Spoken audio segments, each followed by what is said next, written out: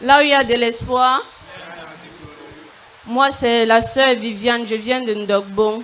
Si je suis ici ce matin, c'est parce que je viens vraiment donner toute la gloire au Seigneur Jésus pour ce qu'il a fait dans ma vie depuis que je suis entrée dans la synagogue de l'espoir. Ça fait 1 an déjà, en ce mois d'octobre. Je suis arrivée ici un mercredi au mois d'octobre de l'année passée. J'avais un problème au niveau de l'ombril. Mon nombril me faisait toujours mal. J'avais toujours l'impression comme si j'avais des contractions au moment où j'avais des douleurs. Ça me faisait toujours comme si je vais accoucher. Je ne savais pas ce qui n'allait pas. Ça faisait même déjà peut-être 10 ans comme ça que j'étais partie à l'hôpital. Arrivé à l'hôpital, on avait fait les échographies, tout, on n'a rien vu. En fait, je suis rentrée à la maison. Le jour où je suis arrivée ici, je suis venue, je m'attendais à ce que papa va plutôt me parler de mon nombril et de mon commerce, puisque je suis hôtelière, mais j'ai pris la responsabilité de préparer et de travailler dans mon propre compte. Donc, je prépare et puis je pars vendre. Alors, quand je suis arrivée ici, tellement mon marché ne donnait pas, je me disais que quand je vais arriver ici, papa va me parler de mon commerce et de mon nombril qui me dérange.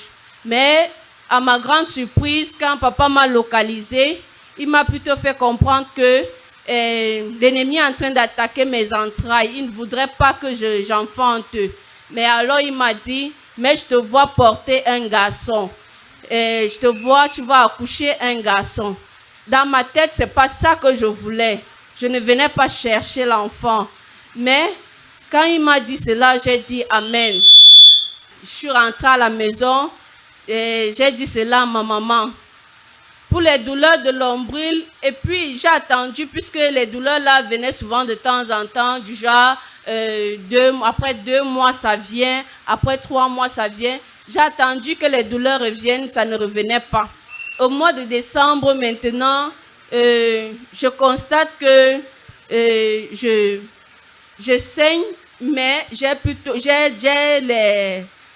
les signes de grossesse aussi.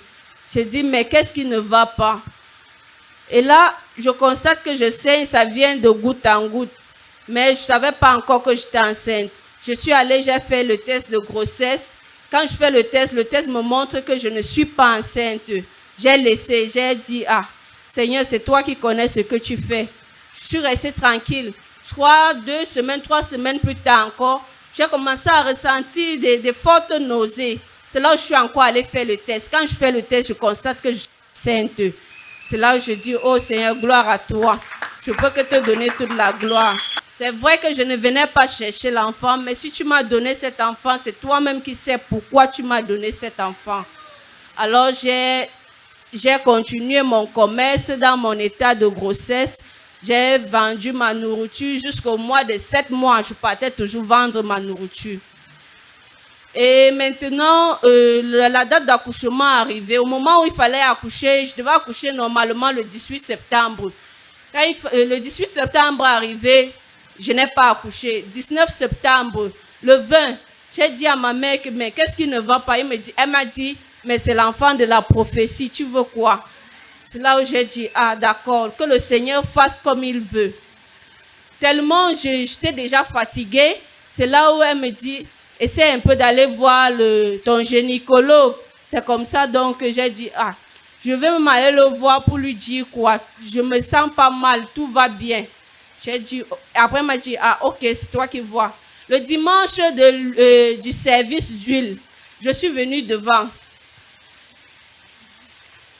Quand je me suis levée pour venir prendre l'huile, j'ai senti mon corps, je ne sentais pas trop mes pieds. Quand je suis arrivée ici, je disais dans mon cœur, Seigneur, comme je mets cette huile dans ma bouche, cet enfant va sortir. C'est comme ça que je suis donc venue, j'ai mis l'huile dans ma bouche. Arrivé ici, moyen de marcher pour retourner à ma place, il n'y avait plus. Je n'avais pas mal, mais juste que je sentais tout le poids de l'enfant en bas.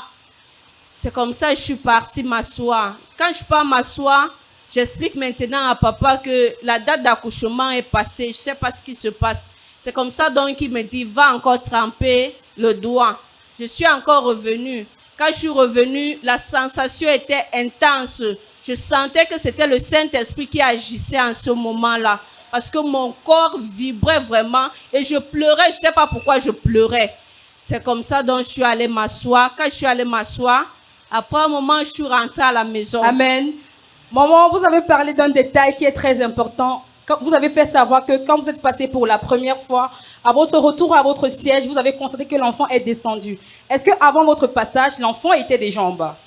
Non, je ne sentais pas le poids de l'enfant en bas. C'est donc comme ça que je suis rentrée à la maison. Je me disais seulement, Seigneur, ce soir, si je dois accoucher ce soir. J'ai attendu. La nuit même, je n'ai pas dormi parce que j'attendais que les contractions accélèrent. Ça ne donnait pas toujours. J'ai dit, oh Seigneur, c'est toujours l'enfant, la prophétie là comme ça. Je suis restée tranquille. Le lundi, le lendemain, j'ai décidé d'aller voir le gynécologue. Quand j'arrive, le gynécologue me dit, la date est à passer, tu es déjà à 41 semaines. Si dimanche arrive et que ce n'est pas toujours bon, viens me voir dimanche soir à 20h, on va provoquer. J'ai dit non, l'enfant, si c'est Dieu qui m'a donné cet enfant, alors toute la gloire doit revenir à Dieu seulement. Je ne voudrais pas qu'on provoque mon accouchement. C'est comme ça donc que je suis rentrée à la maison. Lundi est passé, mardi, mercredi, vendredi. Vendredi, je me suis assise et j'ai commencé à toucher mon ventre en parlant à l'enfant, en lui disant, mon bébé, je ne veux pas les choses de la honte, s'il te plaît. Je ne veux plus rentrer à l'église dimanche et que je n'ai pas toujours accouché. Rentrer encore à l'église dimanche, aller m'asseoir à la ligne de prière, je ne veux pas ça. S'il te plaît, c'est le moment de sortir, il faut sortir. Je suis fatiguée, s'il te plaît. C'est comme ça, à 21h, j'ai commencé à sentir les contractions qui venaient. Ça mettait déjà plus de 15 minutes. Ça venait au fur et à mesure que ça venait. Ça augmentait. 23h, quand 23h arrivait, j'ai réveillé ma grande soeur. J'ai dit à ma grande soeur, s'il te plaît, accompagne-moi à l'hôpital. Elle m'a dit, tu es sûre que c'est ça? J'ai dit que c'est ça. Elle dit que tu es sûre, fais pas comme ça, on part, après on rentre encore. Elle dit que le tout si on ne va pas rentrer. Le tout si je dois accoucher au nom de Jésus. C'est comme ça, elle a porté mon sac. Nous sommes arrivés à l'hôpital. Quand j'arrive à l'hôpital, la sage-femme vient, elle me fait le toucher. Elle me dit, le col est toujours fermé, madame. C'est toujours fermé, il faut patienter. Je suis restée tranquille. J'ai dit, ok, je vais patienter. Après, elle me dit, mais si c'est que ça continue comme ça, tu vas devoir rentrer. J'ai dit, je ne rentre pas. Aujourd'hui, là, j'accouche ici, là. Après, elle m'a dit, ok, assieds-toi donc. Les contractions ont augmenté. La poche d'eau s'est percée. Quand la poche d'eau se perce, je lui dis, madame, venez me vérifier, la poche d'eau s'est percée. Elle me dit, le travail n'a même pas commencé. Je dis, quoi? Ça n'a pas commencé. Le genre que je sens, si tu me dis que le travail n'a pas commencé, tu fais ça comment? Elle me dit, il faut te coucher là-bas, ça n'a pas commencé. Elle est partie se coucher. Je suis restée tranquille. J'ai commencé à prier dans mon cœur. J'ai dit, Saint-Esprit, prends contrôle. Je sors d'ici avec mon enfant dans les bras. Tout ce qui va se passer ici, c'est nul et sans effet. Quand la douleur m'attrapait, je supportais. À un moment même, je n'arrivais plus à parler. C'est à 6h qu'elle vient me regarder. Elle dit, madame, venez un peu, je vous regarde. Entre-temps, j'ai perdu tous les os. Le sang sortait même déjà seulement. L'enfant avait déjà bien bu l'eau. C'est là où maintenant elle dit, viens, je vais regarder. Quand elle regarde, j'étais à 6 doigts. Elle dit que, madame, pardon, viens vite monter sur la table. Quand j'arrive. C'est là où j'ai seulement poussé une fois, l'enfant est sorti. Tellement l'enfant avait bu de l'eau, l'enfant n'a pas pu pleurer ni crier. Elle dit, madame, votre bébé ne pleure pas. J'ai dit, mon enfant doit seulement pleurer. Fais tout pour qu'il doit pleurer. Il dit que mais je ne sais pas pourquoi il ne pleure pas. Elle vient poser l'enfant sur mon ventre. Elle dit, parle à ton enfant pour qu'il doit pleurer. J'ai dit, vérifie mon enfant. Sûrement, il a déjà bu trop d'eau. Il faut vérifier. C'est comme ça qu'elle prend les sondes. Elle sonde. Elle se rend compte que l'enfant a franchement bu de l'eau. Elle commence à dire, ouais, madame, pardon, excuse-moi vraiment, si je ne venais pas vite te prendre, je ne sais pas ce qui allait se passer maintenant. C'est comme ça qu'elle a pris l'enfant, tiré l'eau. L'eau était à 6 mg. Après, maintenant, elle a appelé le gynécologue. Le gynécologue est venu vérifier l'enfant. Presque les examens. On est parti faire les examens à l'enfant. L'enfant n'avait rien. On a trouvé qu'il n'y avait rien qui dérangeait l'enfant. Après, là, on a giflé l'enfant. Même jusque-là, il ne voulait pas pleurer. On a même injecté l'enfant. L'enfant ne pleurait pas toujours.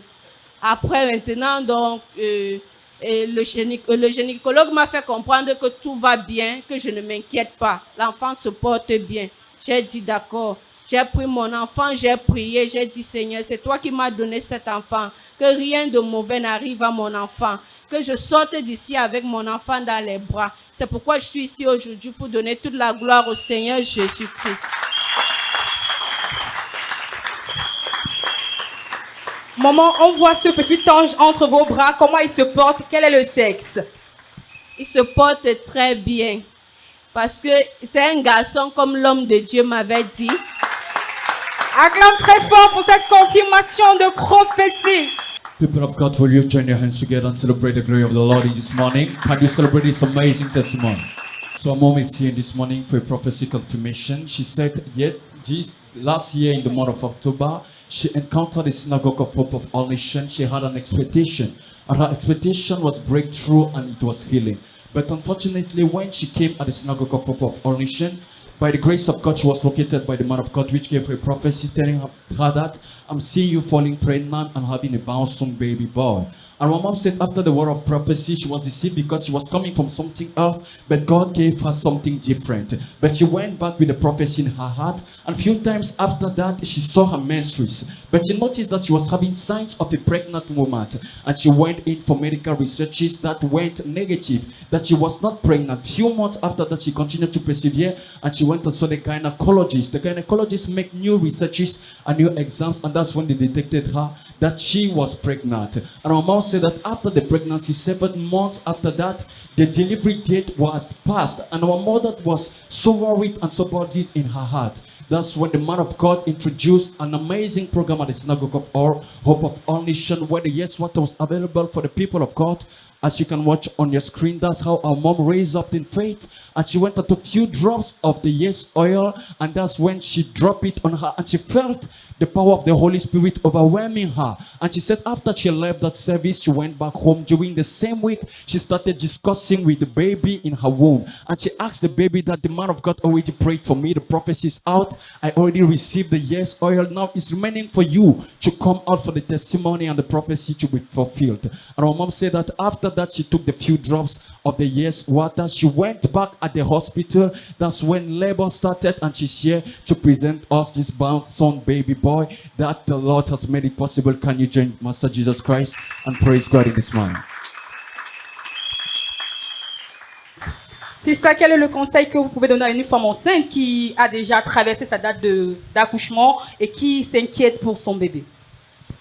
Le conseil que je vais donner à une femme enceinte ici, c'est de beaucoup prier. Priez surtout pour ces femmes qui nous font accoucher là. Que pendant que vous entrez dans cette salle d'accouchement, que ce soit les anges qui vous font accoucher. Parce que je suis sûre que c'était l'œuvre des anges, tout ce qui s'est passé. Parce que Satan a vraiment cherché à faire quelque chose, mais ça ne s'est pas passé.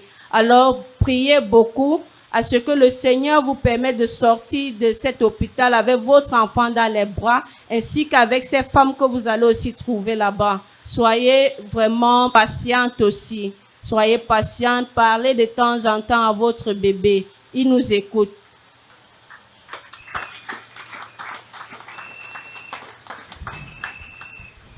Maman, nous prions que vous soyez une bénédiction pour votre enfant et que votre enfant soit une bénédiction pour vous, que vous demeuriez dans la présence de Dieu et que vous fassiez de sa parole standard de votre vie. Vous et votre bébé êtes bénis dans le nom de Jésus. Continuez d'acclamer pour le roi des rois bien-aimé.